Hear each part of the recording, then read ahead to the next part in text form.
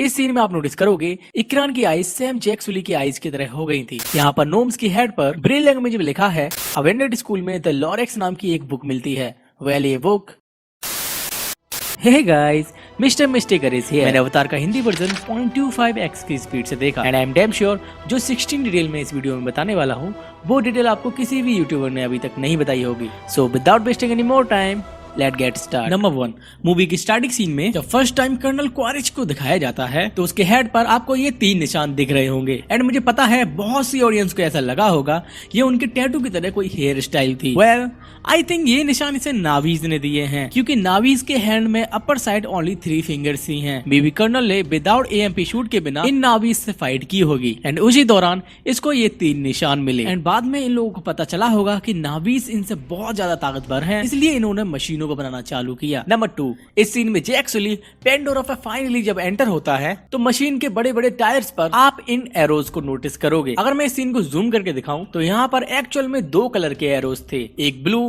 और एक green. Well in 2 colours के थ्रू जेम्स कैमरॉन ने हमें बहुत बड़ा हिंट दिया था। वेल अगर आपने ध्यान दिया हो जो नावीज की स्पीसीज पानी के ऊपर रहती है उनके कलर ब्लू है और अवतार 2 के ट्रेलर में जो स्पीसीज हमें पानी के अंदर दिखाई गई है उनके कलर हल्के ग्रीन है। वेल आई थिंक ये पानी वाली स्पीसीज से भी पंगा ले चुके हैं और आप मानो या ना मानो जेम्स कैमरॉन ने अवतार द वे ऑफ वाटर का हिंट हमें यहीं दे दिया था। नंबर 3, अब जरा इन डायर हॉर्सेस के साउंड को सुनिए। ये साउंड एक्चुअल में जुरासिक पार्क के डायनासोर से इंस्पायर्ड है। वेल इसके पीछे का कारण है जेम्स कैमरॉन को पेंडोरा के एनिमल्स को एक डिफरेंट आवाज देनी थी और इसके लिए इन्होंने बहुत सारे साउंडों को ट्राई किया एंड फाइनल में जाकर ये डायनासोर्स के साउंड से ही सेटिस्फाई हुए। नंबर 4, जब जैक सुली थेनेटर के अटैक से पेंडोरा के जंगलों में खो जाता है तो नाइट में वो इस मशाल को जलाता है और हमें पता है बिना ऑक्सीजन की आग जलती ही नहीं है, तो अगर यहाँ पर ऑक्सीजन अवेलेबल है तो इसके एटमोस्फेयर पर इंसान सांस क्यों नहीं ले पाता। तो इसके बारे में मैंने रिसर्च की और मुझे ये पता चला इसके एटमॉस्फेयर में ये सारी गैसेस मिक्सचर हैं जैसे nitrogen, oxygen, carbon dioxide, xenon, hydrogen sulphide, methane and ammonia. Oxygen को छोड़कर ये सारी गैसेस ह्यूमंस के लिए पॉइजन हैं। इन सारी गैसेस में से ऑक्सीजन ही एक ऐसी चीज है जिससे इंसान भी जिंदा रह सकता है और आग भी जल सकती है। Number 5, I am damn sure ये डिटेल आपको किसी भी यूट्यूबर ने नहीं बताई होगी जैसे नाभीज अपनी चोटी में लगे न्यूरल बिप्स के थ्रू किसी भी एनिमल को कनेक्ट कर लेते हैं। ये चीज सभी को पता है लेकिन जब मैंने फाइनल बैटल वाले सीन को गौर से देखा तो कर्नल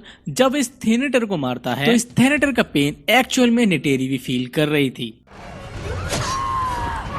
इट मीन्स नावीज इनको कंट्रोल करने के साथ साथ इनके पेन को भी फील कर सकते हैं एंड ये डिटेल 1 सेकंड से भी कम की है और नॉर्मल स्पीड में आप इसे नोटिस ही नहीं कर पाओगे। नंबर 6, जब ग्रेस अगस्टीन जेक सुली से पूछती है कि उसने कितना टाइम स्पेंड कर लिया है अवतार से जुड़ने के लिए तो जेक सुली यहाँ पर 0 बोलता है। तुमने कितना वक्त पूरा कर लिया?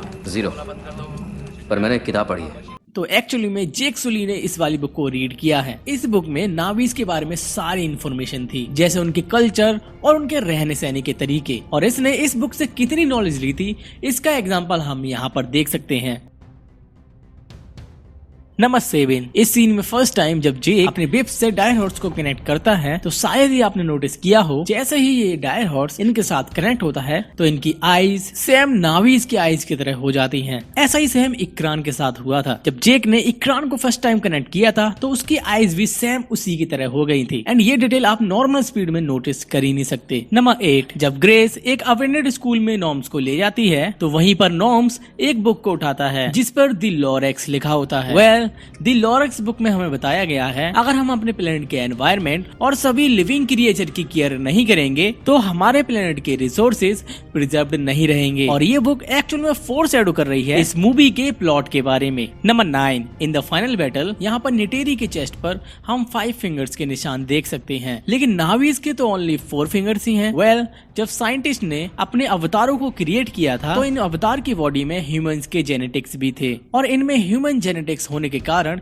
इनकी 5 फिंगर्स थी। तो निटेरी की चेस्ट पर ये 5 फिंगर्स जेक सुली के अवतार की हैं एंड इसके लिए hats off to the makers जो कि उन्होंने इन छोटी छोटी चीजों को बहुत ही ज्यादा डिटेलिंग से दिखाया है। नंबर 10, इस सीन में नॉर्म्स के अवतार ने जो कैप पहनी हुई है तो उसकी कैप के ऊपर कुछ डॉटेड बने हुए हैं और एक्चुअल में ये डॉटेड एक लिपि है जिसे ब्रेल लिपि कहा जाता है और इस पर लिखा है ईयर 1969। और अगर आपको पता हो ईयर 1969 में ही फर्स्ट मून लैंडिंग मिशन हुआ था एंड यहाँ पर आप सोच ही सकते हो कितनी ज्यादा हिडन डिटेल्स हैं इस मूवी में एंड इसके लिए एक बार चैनल को सब्सक्राइब जरूर कर देना। नंबर 11, जब फर्स्ट टाइम निटेरी जेक को अपने इक्रान से इंट्रोड्यूस कराती है तो ऑलरेडी यहाँ पर बहुत सारे इक्रान अवेलेबल थे। अब सवाल ये है कि यहाँ पर जेक ने अपने इक्रान को चूज क्यों नहीं किया। निटेरी ने उन पहाड़ों वाले इक्रान को क्यों जेक को चूज करने के लिए बोला था? तो फिर सुनो, यहाँ के जो इक्रान है वो ऑलरेडी नावीज क्लैन के लोग यूज कर रहे हैं और निटेरी की इस लाइन पे अगर गौर करें, इकरान जिंदगी में सिर्फ एक शिकारी के साथ उड़ेगा। तो इकरान अपनी पूरी लाइफ में सिर्फ एक ही शिकारी के साथ उड़ता है एंड दैट्स व्हाई जेक को एक नए फ्रेश इकरान के लिए पेंडोरा के उड़ने वाले पहाड़ों के ऊपर ले जाया गया था। नंबर 12, इस सीन में नावीज क्लैन की हेयर कट ऑलमोस्ट सेम है एक फौजी की तरह और अगर टिसोली को भी देखोगे तो उसका भी हेयर कट ऑलमोस्ट सेम ही है और ये एक वॉरियर था।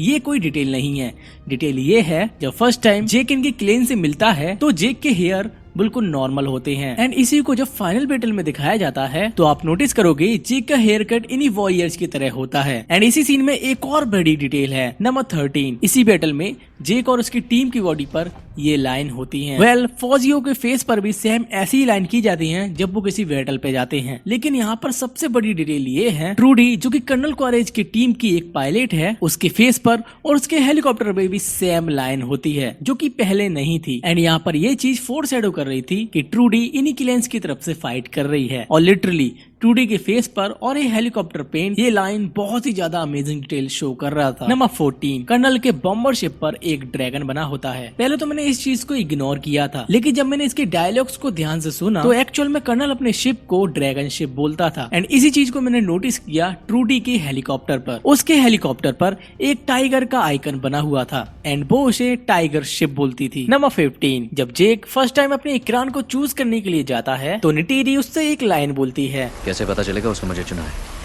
वो तुम्हें मारना चाहेगा। अगर इसी लाइन के अकॉर्डिंग हम देखें, एक और बेंशीज जिसे नावीज तोरक के नाम से जानते हैं वो यहाँ पर जेक पर ही हमला करता है एंड इसीलिए जेक फुल कॉन्फिडेंस के साथ इसी के अकॉर्डिंग तोरक को भी कंट्रोल कर लेता है। नंबर 16, इस सीन में जेक के हैंड पर एक पट्टी बंधी हुई है एंड यहाँ पर एक्चुअल में उसको चोट लगी हुई थी तब जब उस पर थेनेटर अटैक कर देता है। मेकर्स अगर चाहते तो इस सीन को नॉर्मल ही रख सकते थे, लेकिन इनके हार्ड वर्क और छोटी छोटी डिटेलिंग पर काम करने की वजह से ये मूवी सबसे ज्यादा औसम रही थी। So these were the details that I notice at 0.25 XP। अगर आप कैसे भी इस वीडियो पर नए आ गए हो और ऐसी डिटेल्स वीडियो देखना आपको पसंद है तो इस चैनल को सब्सक्राइब कर सकते हो और ऊपर आई बटन पर आपको एक प्लेलिस्ट शो हो रही होगी, उसको एक बार चेकआउट जरूर करना। तो आज के लिए इतना ही, मिलते हैं अवतार 2 के रिव्यू के साथ।